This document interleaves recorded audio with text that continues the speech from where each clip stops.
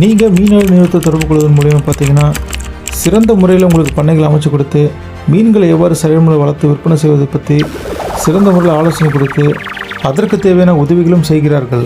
நீங்கள் ஒரு இலவசமாக மீன் வளர்ப்பு பண்ணை அமைக்க உங்களுடைய மாவட்டத்தில் உள்ள மீன் வளர்ப்புத்துறை அலுவலகத்தை தொடர்பு கொள்ளுங்கள்.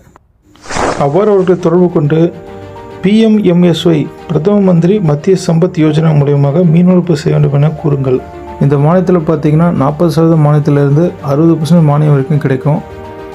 இந்த 40% மானியம் யாருக்கு கிடைக்குன்னு பார்த்தீங்கன்னா மிகவும் பிற்படுத்தப்பட்ட பிரிவினர்களுக்கு கிடைக்கும். இதில் 60% மானியம் யாருக்கு கிடைக்குன்னு பார்த்தீங்கன்னா பெண்கள் மற்றும் பிற்படுத்தப்பட்ட பிரிவினருக்கு கிடைக்கும். இதில் 40% மானியம் அப்படின்னா 3 லட்ச ரூபாயும் 60% மானியம்னா 4.5 லட்ச ரூபாயும் நம்மளுக்கு கிடைக்கும். இதில் மொத்த மானியத்தோட தொகை பார்த்திங்கன்னா 7,50,000. இதில் 40%, 60% மானியமும் பிரிஞ்சு நம்மளுக்கு கிடைக்கும்.